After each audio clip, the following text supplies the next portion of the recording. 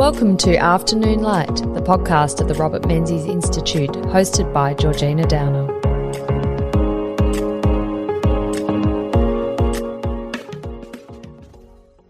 Hello, and on today's episode of Afternoon Light, I'm talking to Joshua Black, who is a postgraduate student in political history at the National Centre for Biography at the Australian National University in Canberra, and he's also an administrative officer for the Australian Historical Association. Lovely to have you on the podcast. Thank you, Georgina. Josh, and today we're talking about your research really on political memoirs, which is a fantastic PhD thesis. I can imagine you have a lot of fun. And we're sitting here in your office at the ANU in the beautiful RSSS building, and I'm admiring the shelves upon shelves of memoirs you must have consumed over the last couple of years. Yes, that's right. I've been lucky enough to buy a few of them at Lifeline book fairs and so on, which has been useful, kind of good for the budget as well. Yeah, well, that's true. Well, the older ones you'd be able to get a hold of. I guess the new... It's good to see you've got the young Menzies. I saw that on your bookshelf too. That's very tactful, Josh.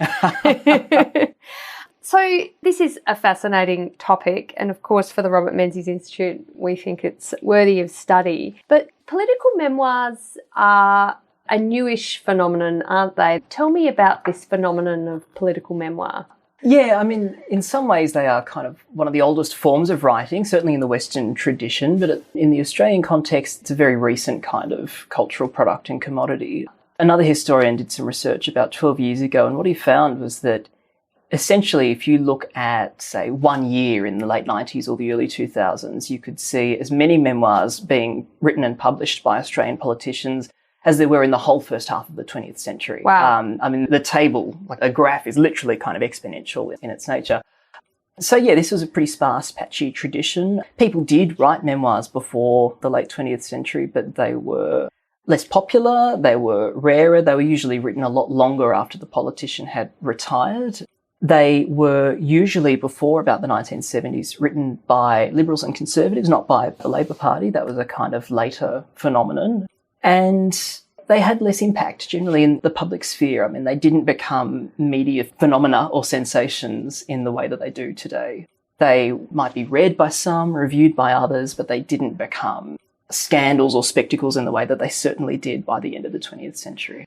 So those early political memoirs, what was the purpose of them then if no one was really reading them and they weren't really noted in the media? Were they just a kind of a cathartic moment for the writer? Yeah, so the few who did, George Reid is perhaps one obvious early example. I mean, they were often for to invoke history with a capital H, right? I'm writing so that in 20 or 30 years from now, the scribes have a really rich, valuable source, that is me, to work from. So that's the lofty goal to which many of them work. And Menzies is in some ways the same tradition. His Afternoon Light begins with, I am not a historian, this is not a work of history, but historians might be interested in this later on. So it's that very explicit goal of furnishing the historical record with some stuff, some primary material. In other cases, it's also about sort of proving status as well. I mean, George Reid's memoir is kind of interesting in that he writes it in 1917, having been Australia's High Commissioner in London for some time. Much of the second half of the book is just him describing dinners with royalty in London and explaining who was there and what was on the menu and some of the, in truth, tedium of elite society in early 20th century London.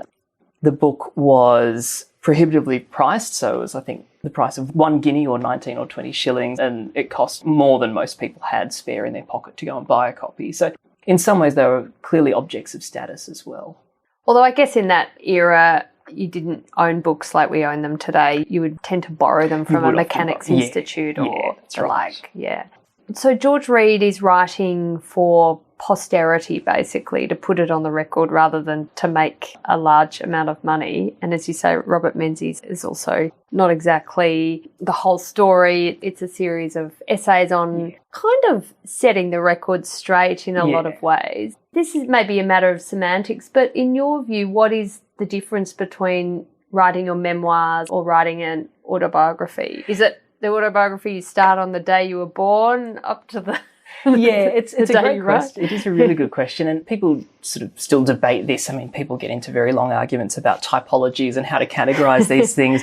In the marketplace, it's much of a piece. A reader won't generally walk into a shop and quibble with the shopkeeper because something is classified as a memoir when it should be autobiography. But I think the traditional definitions generally are that a memoir is more selective, it's a bit more thematic in its approach, it's generally as interested in other people and other characters as on the self. An autobiography traditionally would be more comprehensive. It would cover a whole person's life.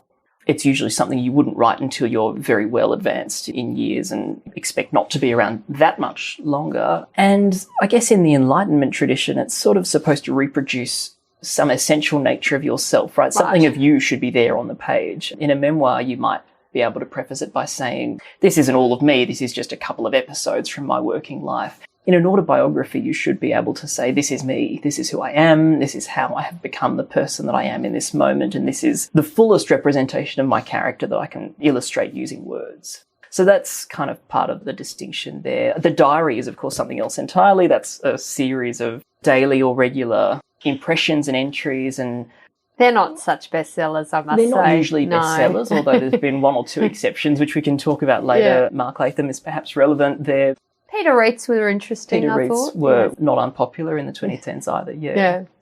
So you say there was very little written in the first 3/4 of the 20th century, but what was it about the last quarter of the 20th century in terms of our political culture or taste in literature that made political memoir become a thing? Yeah, well, I mean, in terms of becoming a thing, the boom, if we want to call it that, it's partly a material story, a publishing industry story, and we sort of might be interested in coming back to that. But the political side of the equation is, I think, fascinating because it's largely about new kinds of conflict in Australian political culture. The end of the post-war boom, the end of the sort of classic 20th century style of Australian political economy, tariff protection, state paternalism, all the things that Paul Kelly would have called the Australian settlement. I mean, all of that is under challenge in the last quarter of the 20th century. And that's hard for policymakers and politicians. It's a bitter process. It's emotional. It causes all sorts of conflict inside the Liberal and Labor parties. This is also a period where the kind of terms and norms of political culture are changing, right? The personal is becoming political. That's the kind of the women's movement's mantra of the 1970s. And it has an effect on the political class as a whole. It has an effect on journalists. You can report on personal features of a politician's life by the year 2000 in a way that you simply could not have in 1960. So there's been a very long transition in what is considered in the public interest or what's worth public knowledge. You also have, I suppose, the rise of women in politics as candidates and MPs and eventually ministers as well. And that too brings with it new kinds of conflict. I think by the 21st century, you have examples of women who want to use the political memoir to show that women were there, were having a serious policy effect on the deliberations of the day. They want to show in some cases how the underlying masculine presumptions and culture of Canberra negatively affected women's experiences in Parliament. And I think in the more recent past, we've seen a number of books that kind of stake that claim to a unique kind of storytelling. Kate Ellis, Julia Banks, a few of these former women MPs have sort of written to say, actually, this system is set up for men and the lingering effects of that are still with us. Do you think through the Menzies era, obviously in the 16 years when he was Prime Minister the second time of uninterrupted leadership, perhaps there just weren't that many stories to be told? He dominated the political landscape in Australia, so if you were a Labor aspirant, Labor MP, you would never get to ministry during that Menzies era. You were constantly losing elections. Obviously, there was masses going on with the Labor split and the Cold War issues. But given you didn't reach a position in government, what was your story then? I think that's right. I mean, the high rate of turnover at the upper echelons of Australian politics clearly has a role. I mean, the leadership churn of the last 15 years has clearly been a generator of memoirs and at a faster rate as well. I mean, once upon a time. More people. More people. To sift through. But they also worry that if they wait too long to tell their story, they'll get forgotten.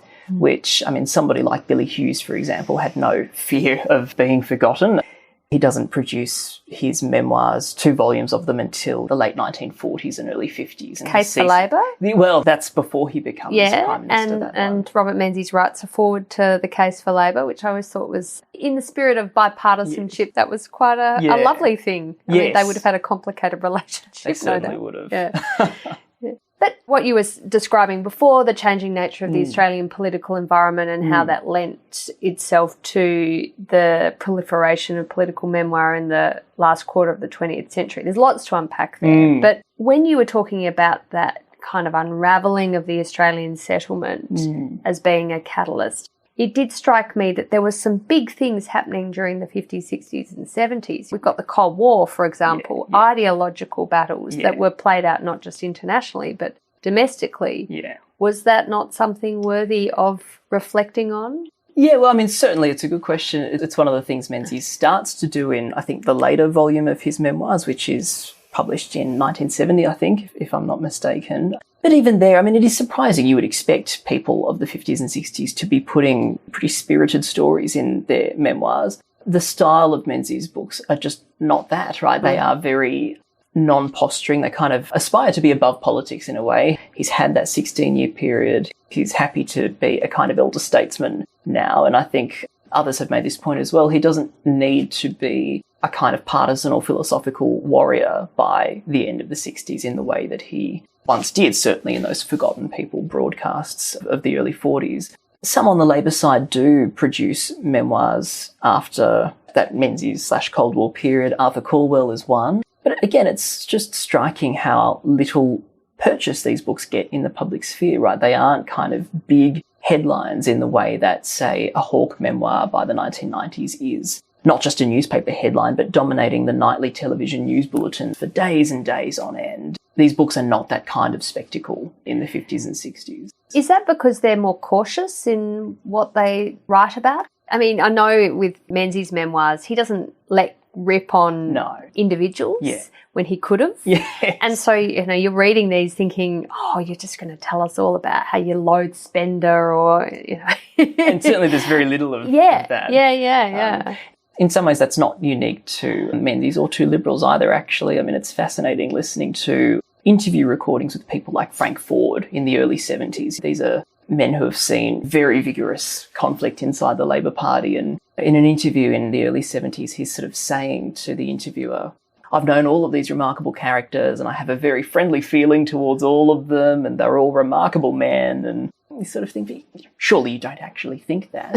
But the kind of the willingness to not carry on conflicts after leaving Parliament, the willingness to, I suppose, erring on the side of reticence is a trend that certainly unravels in the 70s. I think we can kind of pinpoint that decade as the period in which old values of discretion and decorum start to count for less in the public culture than they once did. And the relationship that journalists have with the political class too is changing. I mean, you mentioned before that sense that the private realm becomes much more in the public interest over the decades through the 20th century. So a political leader of the early 20th century could pretty much get away with all manner of difficult personal situations. Although Harold Holt did wait in the 60s, he did wait for a little bit before marrying Zara, the woman who became his wife, and it was a second marriage for her. She'd been married before. So there was a sense that he needed to be a little bit careful about his personal circumstances. But mainly you could get away with quite a lot, whereas, I mean, we were just saying before, someone like Barnaby Joyce, who has marriage breakdown and a new relationship with one of his staff members, his media advisor, that was the downfall of his leadership, the National Party. Yes. And that was absolute fair game for the media to be delving into something that bore no relation to his leadership of the National Party. It was a completely separate set of circumstances, but it was a media frenzy. Yes.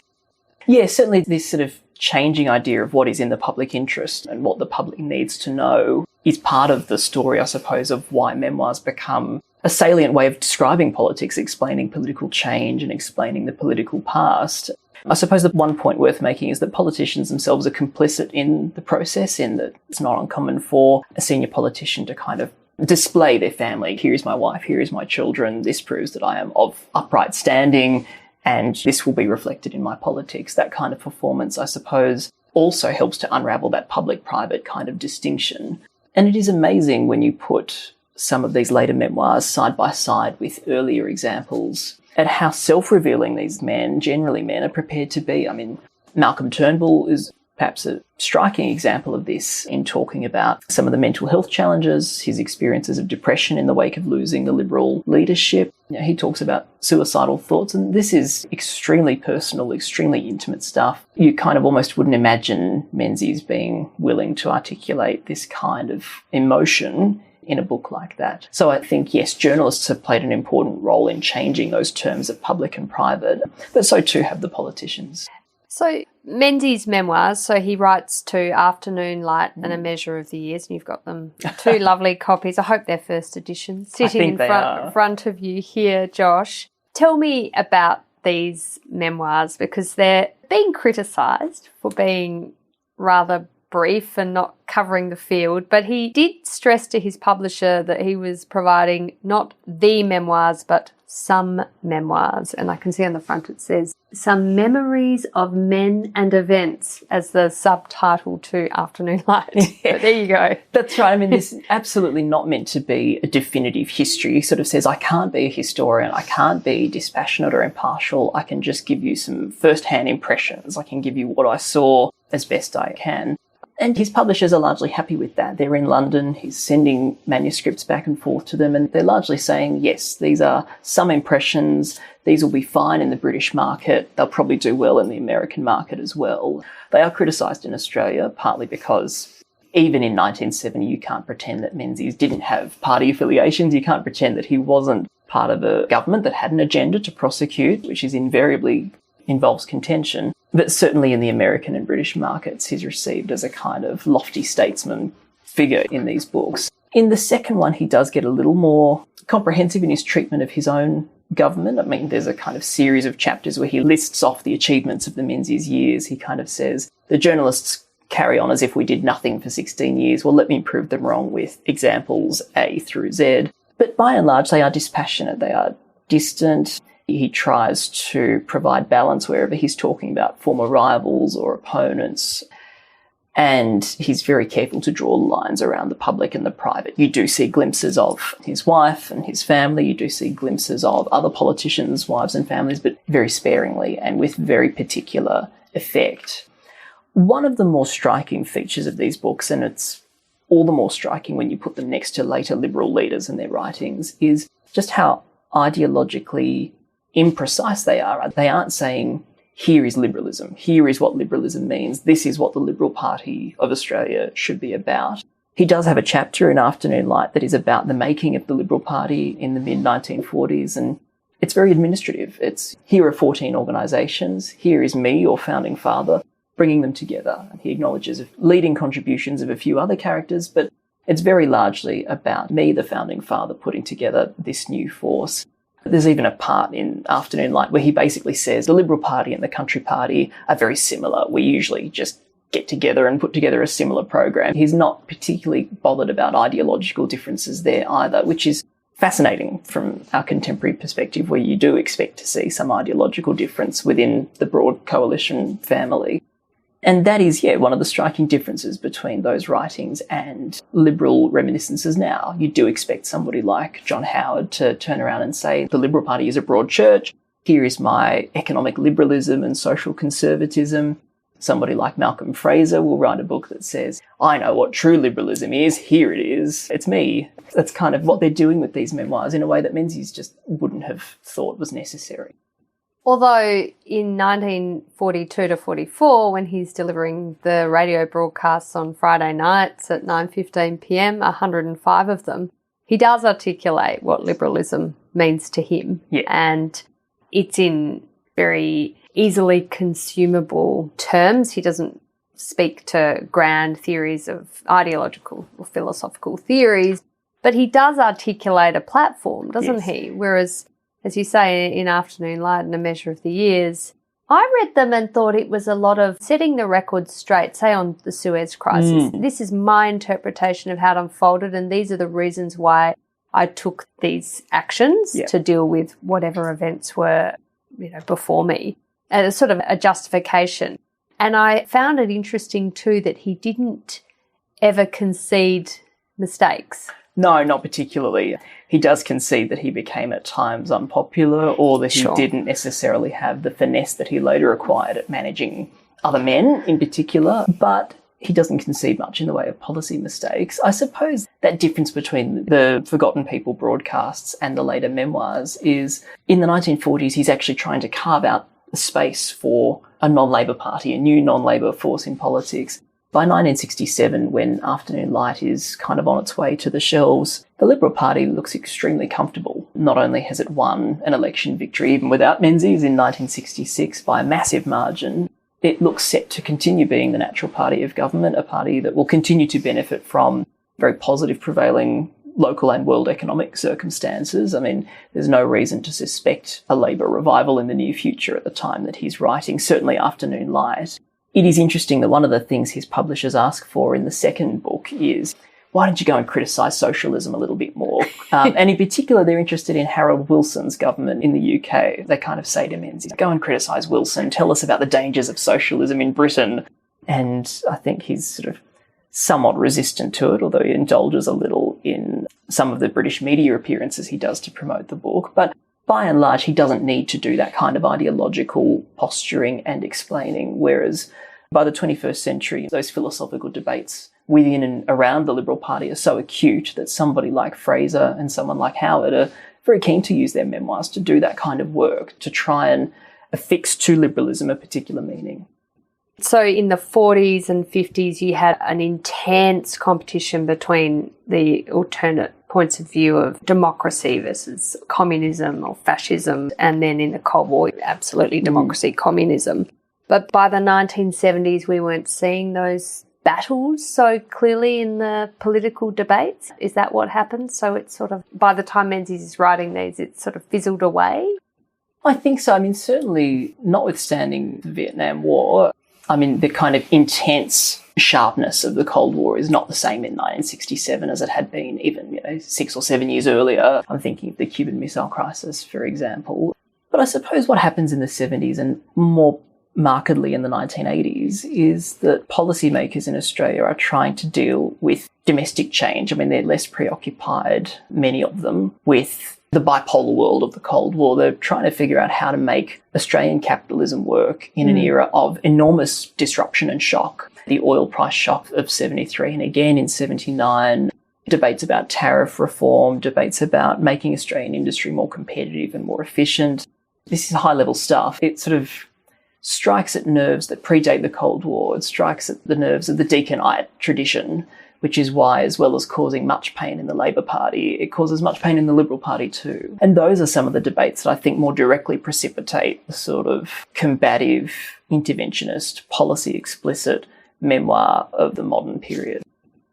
So does it morph in the 70s and 80s into more manifesto over memoir? Is that what we're seeing? So you're a Liberal Party MP or a minister or a shadow minister, and you take a certain view on capitalism and how the economy should work, and you're setting that out as an ideological view. Say you're one of the dries of the 80s, yes, yeah, as opposed to the wets in your own party. So those battle lines are ferociously fought out, and you're setting this out in writing. Is that what drives it? Yeah, partly. I mean, it's more explicit in the Labor Party. The Labor right are very proud of their economic reforms of the 80s, and the Labor left are distraught. Somebody like Tom Uren releases a memoir in the mid-90s, and his chapter on the Hawke government begins with, the first two Hawke governments were bloody awful, lacking real compassion for the people they should have been representing. I mean, there's nothing ambiguous about that, is there? That's an explicit statement of policy right and wrong from his perspective. And I think as you get to the 21st century, a similar story happens with the Liberals. I mean, certainly you get capital M manifestos from people like Tony Abbott who want to say in 2009, this is what conservatism means to me. This is why I think it has a home, a happy home in the Liberal Party of the modern age. Others say that they're writing a manifesto and don't. They kind of offer some fairly superficial slogans, or we believe in growth, or we believe in equality. Everyone in theory does. So what specifically are you saying? Many of these manifestos, as we call them, they do become in the 21st century fairly shallow pieces of propaganda. Many of them are sponsored by one publishing house, at the time Melbourne University Press, led by the really fascinating and formidable Louise Adler, who is a really dynamic figure in the story of modern memoir publishing in Australia. But some of those manifestos very clearly are an attempt on the part of a politician and their staff, who play a big role in writing those books, to say, here is my brand, let me do some brand control or some brand management. Here is a book, we can go on a book, you'll be on the news promoting this book several times a week for the next few months. This book can be another part of your platform. In few cases does it lead to the kind of leadership ambition that many of these authors hope it will. Tony Abbott is, I think, the exception, actually. Right. But the publishers see potential in these books. Yeah. So tell me about that. They're obviously seeing, if you are published, they see some good sales figures and they think, well, this is a growing market. I might pursue more and more of these. Yeah, I think there's sort of two tensions that connect to make this particular kind of literature so commercial. One is that in the second half of the 20th century, you get a local publishing industry, which is something that basically not existed or only intermittently existed before then. People talked about a kind of an imperial market or an imperial dumping ground for British books. By the 60s and 70s, you do have local presses trying their hand, and they're willing to make a loss to sell an Australian story, even an Australian political story. And Josh, before you go on, why did we not have a domestic publishing market in the early 20th century? Was it just small population, less educated population, books were too expensive for most people to buy? I mean, what were the factors around that? It's partly a more elemental story of imperial control, actually. I think that sort of agreements between Australian firms and British publishers and printers were such that British suppliers genuinely did have just a kind of monopoly over the Australian market. It was small, so the startup costs for a local firm were prohibitively expensive. It's not as if there was no local publishing, but it was just the case that Britain dominated the market in terms of its trade agreements and in terms of its ownership of content and intellectual property and so on. So often if you wanted to tell an Australian story, you needed to be able to convince someone in London that it was worth telling. Dare I ask, was Castle an Australian publisher? No. So Menzies sort of written and published with a London-based publisher, and they're produced for not necessarily an Australian market first. I mean, you can sort of see in parts of this book the way in which certain terms are used to capture American audiences and British audiences especially. And all of this is changing at the end of the 20th century. You do have local publishers, you have some very experimental publishers who are prepared, as I say, to take risks on local politicians and their stories. But you also have more sophisticated market monitoring practices in the publishing sector by the end of the 20th century. 2001, you get Nielsen Bookscan, which allows publishers to track exactly what the sales figures are doing week on week, and they can kind of see which books are safe bets and which ones are too risky to be commercially viable. And in some ways that fuels the rise of what we'd call celebrity publishing, right? Politicians are sort of celebrities, some of them major, some minor, and they come with what's assumed to be an existing market, an existing audience. You can be guaranteed that if ex-Labor politician publishes a book, at least that section of the Labor Party will buy it. Whether they read it is another question, but they will buy it. Similarly, if Tony Abbott produces battle lines, MUP they can make a safe bet that at least a good chunk of the Liberal Party will buy that. So the assumption is that celebrity publishing comes with an existing market, an existing audience, and it's a safer bet than experimental fiction. Who's going to sort of pick a really risky postmodern experimental novel to invest in over something like this that will have invariably You're holding up thousand. Joe Hockey's Diplomatic. That's right. Covered in Post-it notes, so right. I think it was well read. It was well read. But I mean, something like that is going to have inevitably a few thousand readers. And in the Australian market, that's a happy sale. So someone like Louise Adler, who is long-term editor of Melbourne University Publishing, so she's taking a view that this is a winning formula, the political memoir, and will give these members of parliament, these ministers, the opportunity to put out their thoughts, and we'll get a reliable few thousand sales, or hopefully. You say, I think Lazarus Rising, John Howard's memoir, got 100,000. 100,000, yeah. Quite a lot. Well, I mean, it is interesting. Melbourne University Press started really well in this field. Louise Adler had already been a really strong publisher in this field. She'd published Bob Hawke's memoirs in the 90s, and under her leadership, MUP produced Mark Latham's very controversial and colourful diaries in 2005. And that was, I think, its big success story. Somewhere like 50 or 55,000 copies of those diaries get sold, which is unheard of for a political diary in the Australian market, certainly. And, in talking with Louise, it was clear that this focus on political memoir publishing developed organically in the wake of that astonishing success. Peter Costello's book, a whole series of manifestos, people like not just Tony Abbott, but Andrew Robb, Chris Bowen, Chris Pine. A number of these people kind of are attracted to MUP, and Adler is attracted to them because she's proven what the political publishing industry can do.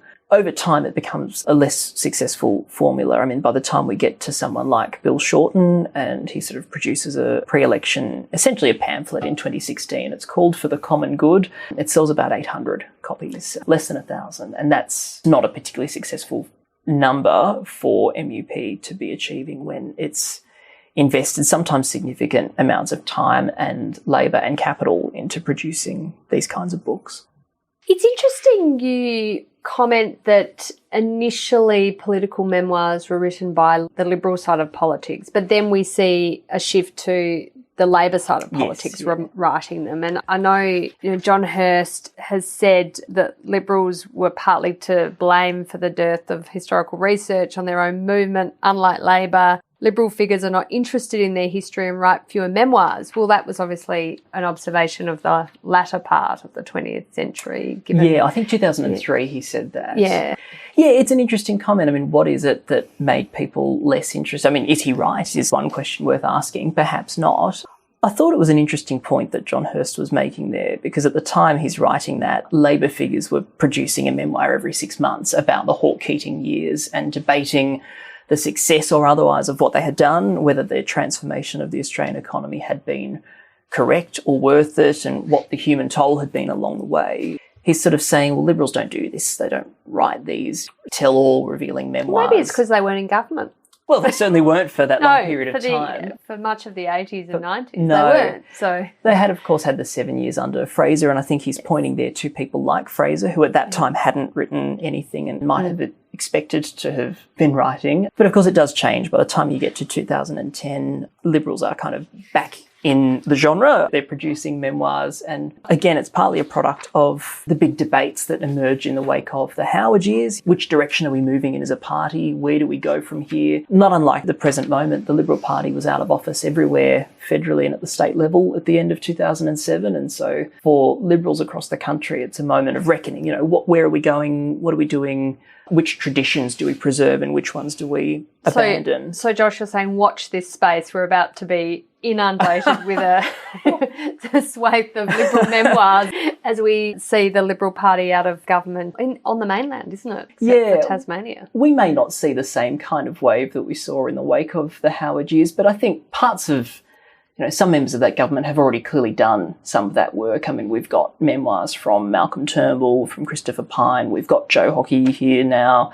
Perhaps at some stage, people like Julie Bishop will pen their thoughts. And so I think from some parts of the party, you will see additional memoir output. It's partly a function of reckoning, a function of taking stock of what has happened over a sustained period in government and then a significant electoral loss. Josh, how important is it for the historical record to look at these memoirs? So you're a historian, you're in the archives, in the National Library, looking at the primary sources, but you then have these memoirs. If they're not written, that then leaves a kind of a vacuum to be filled by historians with their own interpretations. Is it not to the benefit of these figures that they put something on the record? It can be. It helps us to understand the emotional logics rather than the raw policy logic of particular decisions. It's really useful for us to know how certain people felt at a particular moment, and in some ways diaries are better for this. They're still edited, they're still adjusted, but you do get a slightly more raw sense of how someone was affected by a policy decision or what their feelings were during a party room spill or a cabinet debate or whatever the case may be. They can introduce problems into the historical record as well. I mean, certain memoirs don't always clarify the kinds of things that they're saying. So, I mean, Menzies in some ways actually a really good example. That part of Memoir, Afternoon Light, where he's talking about liberalism and he says, we were determined to be a progressive, forward-looking party, not reactive, but better than the socialists, essentially is what he's saying.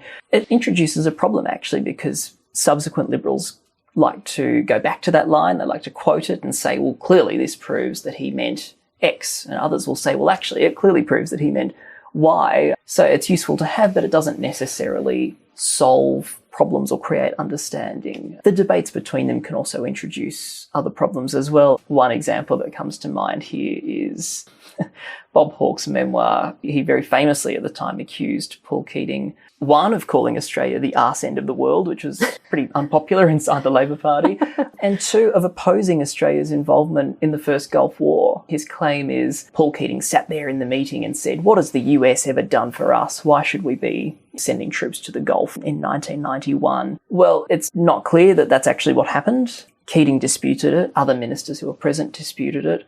Hawke refused to give any ground on that and said, no, I'm absolutely telling the truth. Keating didn't want to go to the Gulf. And so subsequent historians are then left with a problem that ultimately the memoir has introduced or accentuated into the historical record, and which then has to be solved with reference to the original archive. So they are really interesting, dynamic sources to have. But we always have to be conscious of the ways in which they're produced, the impact of publishers and ghostwriters and editors, and also conscious that they sometimes introduce new problems into the historical record, even as they might help to illuminate other things. One thing I've noted through our discussion is the lack of women writing memoirs. And of course, that's partly because there haven't been very many women up until recently holding positions of leadership in Australian politics. I mean, bar Julia Gillard, we haven't had another Australian Prime Minister who's been a woman. There have been, in recent decades, women in key ministerial positions, but really in the 20th century, they were an aberration. They were unusual. Tell me about how gender and the place of women in memoir writing has evolved as you've seen it in your research. Yeah, that's a fascinating question and a really huge one. I mean, the genre is part of a larger political tradition which kind of assumes that men are the normal actors of Australian politics, right? You know, if you're a politician, you are a man. If you're a citizen, you're kind of a woman. That's almost the kind of cultural dichotomy, right? Men are the policy actors, women are the nation. And at the end of the 20th century, obviously that changes because up to a quarter or a third of the parliament are women by the time the turn of the century rolls around. You have had some senior women ministers. By 2010, obviously you have a woman prime minister. The memoirs are tricky in that they are sometimes used to advocate for more progressive change in Australia's gendered political culture. Somebody like Julia Gillard obviously has a chapter that's devoted entirely in her memoir to the question of gender. And she ends with a relatively happy note, which is to say things will get better. The first was always going to be hard. The next will have an example of what to do and what not to do. I'm very optimistic about the future. But actually, at times, memoirs have been kind of at the forefront of the gendered contest or conflict in Australia's public culture. Cheryl Kernot, the former leader of the Australian Democrats and then Labor MP, famously published a memoir in 2002, which had to be sort of not withdrawn, but whose book tour was cancelled, right? She was sort of partway through a book tour when the journalist Laurie Oakes revealed that she'd not told the full story about some of her relationships with colleagues, or one colleague in particular. Gareth Evans, yes. And the book tour was halted. She was chased by journalists. She kind of went to bunker for a couple of weeks before resurfacing. And there is a gendered way of understanding this, I think. It's in some ways a male-dominated political class telling, in this case, a woman, no, you can't speak out on this particular occasion. Her book was pretty controversial in that it said a lot about the Labor Party and its male-dominated structures and processes. It had a lot to say about Kim Beazley. It had a lot to say about the media and parts of the Murdoch press in particularly. That gave people clear incentive to shut that book tour down, to kind of delegitimise the story, to say that this feminist memoir can't be trusted because the author didn't tell you the full story. So memoirs have been a really complex part of these gendered debates and discourses for some time now, actually. And in the more recent past, you've had women from across the political spectrum using memoirs to make a case for women's empowerment in the public sphere far more assertively and in a different style. Kate Ellis's book a couple of years ago, Sex, Lies and Question Time it's called, is in some ways a kind of collective memoir. She's gone and interviewed women from all of the major parties, everybody from Sarah Hanson-Young to Pauline Hanson. And she's sort of tried to tell their stories as a group. She's tried to evoke a shared experience of what it's like to be a woman in the often toxic environment of Parliament House. And these kinds of stories are packaged in increasingly bright and colourful covers, and that in itself is something. It's no longer a genre dominated by lofty statesmen and very staid, stately kinds of styles. It's sort of bright, it's colourful, it's designed to capture attention, to prosecute a very specific message about women in politics. In 1972, Dame Enid Lyons, so the wife of Prime Minister Joe Lyons, but obviously the first woman elected to the House of Representatives, so a significant political figure in her own right, she wrote her memoir, or published her memoir, Among the Carrion Crows. How was that viewed at the time? Because that would have been quite a unique offering in the political memoir genre from a woman, and period, well, Gough Whitlam winning the election the end of that year, so a period of huge political change was incoming. Yes, so it would have been quite a fascinating reception, no doubt. Yeah, it was interesting. How it received depended on who you asked and what their particular view of, I suppose, gender was. So lots of women's groups at the time were really positive about this memoir. They thought that it's useful to have a maternal example of women in politics there on hand. There were some women's liberation groups who were pointing to Lyons' book and reviewing it and saying this is an example of what an empowered woman in politics can look like, and rightly so. Other journalists, often male journalists, were more interested in what she had to say about Robert Menzies and Joe Lyons, her husband, and their relationship. Some of the common reviews said, Lyons reveals new tidbits on the Menzies-Lyons relationship kind of thing. So her aspect of the story was ignored in favour of what she could reveal about her husband, Joe. And in some ways, she's an extremely unique figure to be occupying those two distinct roles, a former prime ministerial spouse and also a senior cabinet minister in her own right. And it is interesting, as I say, depending on who you asked, you got very different interests, to put it in a more effective way. People were interested either in her role as a spouse or in her role as a minister, but very rarely both. Right, yes. Well, I note one of the comments about her book was it was an important book marked by charm as well as frankness. It did irritate me somewhat that, of course, if you're a woman, you can't just be a significant figure in certain events. It's about your character, yes, and you have to be charming and pretty. Anyway, I digress. I wanted to finish our discussion today, Josh, by asking you what your favourite political memoir is. It's a good question. It's a very hard question to answer. I mean, How many have you read? Lots. Hundreds. Probably in the order, I mean, not the ones here, probably in the order of 45 or 50 at least, potentially more. I have a few favourites along the way. I think Neil Blewett, who was a Labor minister in the 1980s and 90s, did a really incredible cabinet diary, and it's just an almost unbeatable sketch of what it was like to be in Paul Keating's first government. A really incisive observer, really expert on policy detail, but also alert to the kind of small social cues that happen in a cabinet room. I think his is one of the best. I think Enid Lyons is a remarkable memoirist in many ways. I mean, she describes the experience of making grown men cry with her maiden speech in the House in 1943. She describes what it was like to be the first woman to navigate the physical environment, sitting on these benches that are designed for men and men's frames and so on. It's a really interesting story that she tells. Perhaps the most impactful, and this is not necessarily to say that it's a pleasurable read, but one of the most significant perhaps has been Graham Richardson's book, Whatever It Takes. It's published in the mid-90s, and uniquely among this genre, the title sticks. It sticks to him, it sticks to the right wing of the New South Wales Labor Party, but it also sticks to, I suppose, Australia's political class in general in some ways. The very hardened, cynical attitude that voters develop in the 21st century towards politicians, I think, is perhaps exacerbated by a book like that. We will do whatever it takes to win because winning is what matters. It struck me as I was doing some of this research that as I was writing my chapter on Bob Hawke and Graham Richardson and their memoirs, the New South Wales Labor Party was rocked in 2019 by that scandal about donations in Aldi bags and so on, Kayla Murnane and the operatives of New South Wales Labor. And it struck me that the journalists instantly reached for that phrase, whatever it takes, to explain the culture that these kinds of events occurred in. That to me suggested that that book had had a very long run effect on the way people imagine and understand politics in Australia. It is a colourful read, but I do think in some ways it's been particularly impactful at the kind of popular vernacular level. Well, thank you so much, Josh, for this discussion today. Absolutely fascinating for all the political history junkies out there, and look forward to seeing where your writing goes next, and no doubt you'll be filling bookshelves with interesting tomes over the years. So thank you so much, Josh, for joining me on Afternoon Light. Thanks, Georgina.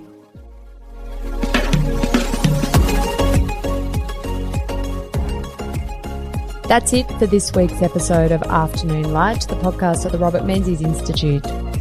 Please make sure to subscribe and catch up on our latest online content on our website or on Twitter, LinkedIn or Facebook.